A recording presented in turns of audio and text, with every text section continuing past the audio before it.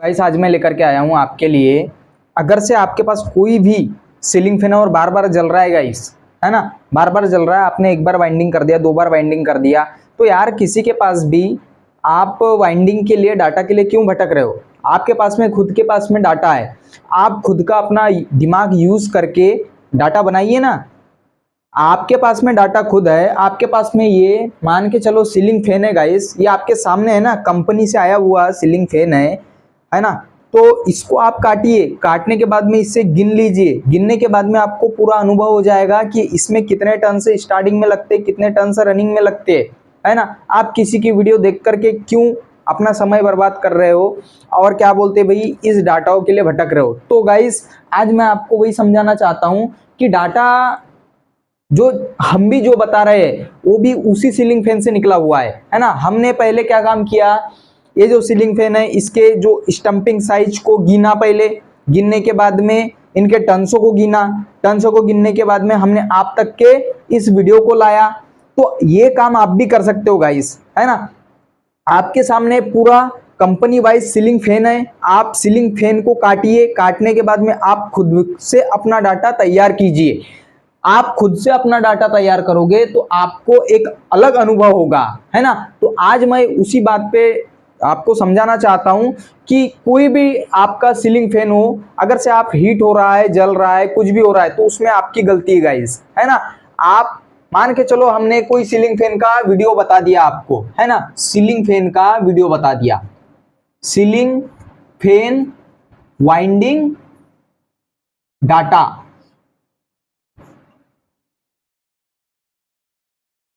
हमने किसी भी सीलिंग फैन का वाइंडिंग डाटा आपको बता दिया और उसकी स्टंपिंग साइज है 12 mm,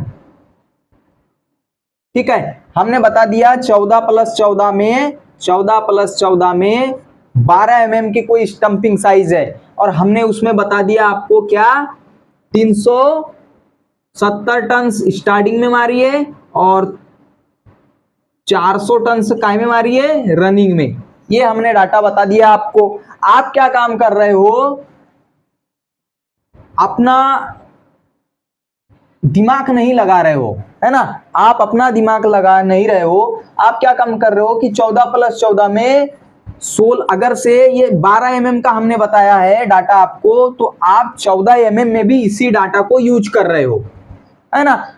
14 mm में भी इसी डाटा को यूज कर रहे हो, इसलिए आपका जो सीलिंग फैन है वो ज्यादा हीट हो रहा है, गर्म हो रहा है, जल रहा है। कारण यही रहता है किसी भी सीलिंग फैन को अनसक्सेस बनाने के लिए, ठीक है। तो इसीलिए मैं कह रहा हूं कि आप किसी भी सीलिंग फैन को जब काट रहे हो, अगर से आप एक नए वाइंडर हो तो काट रहे हो, तो काटने के बाद में उसे पूरी अच्छी तरीके से उसके टन्स को गिनिए, उसकी स्टंपिंग को गिनिए, उसके बाद में आप चूज कीजिए कि आपके सीलिंग फैन में कौन सा डाटा लगेगा, है ना। इसीलिए ये सीलिंग फैन, अब देखिए किसी भी सीलिंग फैन को आप पकड़ेंगे तो सबकी स्टंपिंग अलग अलग आपको नजर आएगी, है ना। हम बताते हैं यहाँ पे कि 14 + 14 का अलग डाटा है, 12 + 12 का अलग डाटा है, ये 14 + 14 का डाटा है, ये 12 + 12 का डाटा है, ये 10 + 10 का डाटा है, ये 16 + 16 का डाटा है ना। तो सभी डाटा हम अलग अलग बताते हैं, ठीक है। ये सभी डाटा हम अलग अलग बताते हैं। इसमें 12 mm, इसमें 13 mm, इसमें 14 mm, इसमें 15 mm, 16 mm, 17 mm, 18 mm, है ना। स्टंपिंग 11 mm, ये सभी प्रकार की स्टंपिंग अलग अलग स्टंपिंग आती है और अलग अलग स्टंपिंग का अलग अलग आपका डाटा तैयार होता है। और आप एक ही स्टंपिंग में एक ही डाटा यूज करोगे तो आपका सीलिंग फैन हीट भी होगा, गर्म भी होगा और लंबे समय तक के चलेगा भी नहीं। ये बात आपको परफेक्टली ध्यान रखना है गाइस, है ना। तो इसी बात का सलूशन है, कैसा कि आपको सबसे पहले अपना स्टंपिंग साइज देखना है सीलिंग फैन का। स्टंपिंग साइज देखने के लिए ये देख रहे हो अभी हमारे पास में ये 2 सीलिंग फैन है गाइस, है ना। ये दो सीलिंग फैन है, आप देख रहे हो ये दिखने में तो सेम दिख रहा है लेकिन दोनों की स्टंपिंग में अंतर है ना। इसकी स्टंपिंग थोड़ी मोटी है, इसकी स्टंपिंग थोड़ी सी बारीक है ना। तो इसमें डाटा अलग अलग जाएगा, डाटा अलग अलग जाएगा। अगर से हम एक ही डाटा यूज करेंगे तो वो उसके लिए सही नहीं है, क्योंकि कंपनी वाले ने उसमें डाटा जो तैयार करके जो भेजा है वो अलग अलग तैयार करके भेजा है। किसी में 50 टन का अंतर है, किसी में 60 टन का अंतर है, किसी में 70 टन का अंतर है ना। तो कंपनी ने कुछ ना कुछ अंतर के वजह से इन डाटाओं को तैयार किया होगा, तभी ना 50 का अंतर, 60 का अंतर, 70 का अंतर रखा है। ऐसा तो नहीं कि हर कंपनी वाले ने सेम डाटा यूज कर लिया, ऐसा तो किसी भी सीलिंग फैन में नहीं होता। तो आपको ध्यान रखना है, जिसमें जितने टन से निकल रहे हैं आप उतने टन से मारिए, है ना। अगर से आप टन्स को कम ज्यादा करेंगे, क्योंकि देखिए जब कंपनी से कोई सीलिंग फैन निकल के आता है तो उसकी स्पीड अच्छी रहती है ना, अच्छी रहती है। अगर से आपकी स्पीड सही नहीं आ रही है उसी में, तो आप उसके बेरिंग वगैरह देख लीजिए। अगर से वही वाइंडिंग है, तो अगर से वाइंडिंग आपने नहीं किया है तो उसमें आप देखिए कि आपका जो स्टेटर जो बैठ रहा है, आपका जो स्टेटर बैठ रहा है वो रोटर के बरोबर साइज में बैठ रहा है या नहीं बैठ रहा है। ये जो स्टंपिंग होती है यहां से यहां तक के, इसमें गाइस चुंबकत्व बनता है ना। चुंबकत्व का काम क्या रहता है कि जो हमारा जो रोटर होता है, रोटर जो होता है किस प्रकार से होता है, रोटर कुछ इस प्रकार से होता है, रोटर कुछ इस प्रकार से होता है। ये इस प्रकार से हमारा रोटर होता है, इसमें छल्ले बने रहते हैं बारीक बारीक बारीक बारीक।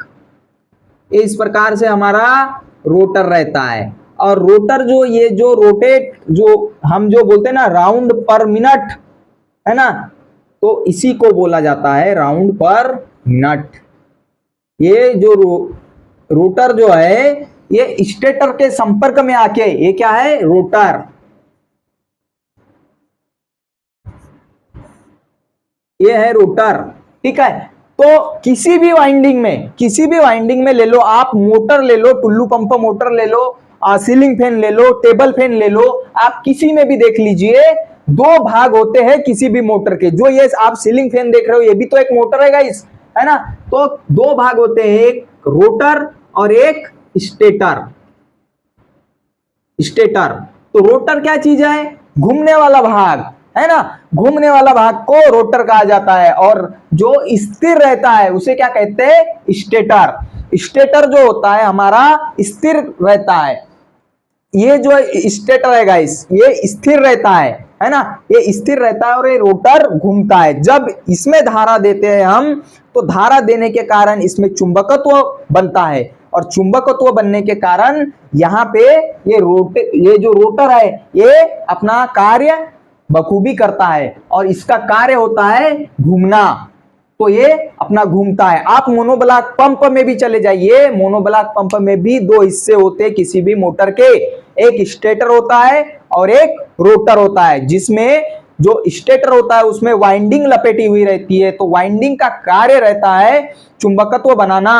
तो चुंबकत्व बना करके रोटर को रोटेट करती है और घुमाने का कार्य करती है। उसी प्रकार आप इन डाटाओं को अपने हिसाब से तैयार कीजिए। आप थोड़ी सी मेहनत करिए, है ना, मेहनत करके आप अपना खुद का डाटा बना सकते हो। आप खुद इन सीलिंग फैंस को हो, चाहे मोटर को हो, चाहे टेबल फैन को हो, आप खुद काटिए। काटने के बाद में उन्हें आप गिनिए, और गिनने के बाद में उसकी स्टंपिंग देखिए कि मेरे पास में कौन से स्टंपिंग में इतने SWG निकला था। SWG यानी जो होता है standard wire gauge, SWG standard wire gauge. मेरे पास कौन सा वायर गेज निकला है ना, मेरे पास में कौन सी स्टंपिंग आई है, मेरे पास में कितने टन से निकले हैं। आप ये सारी चीजें चेक करने के बाद में आप एक अच्छा वाइंडर बन सकते हो, है ना।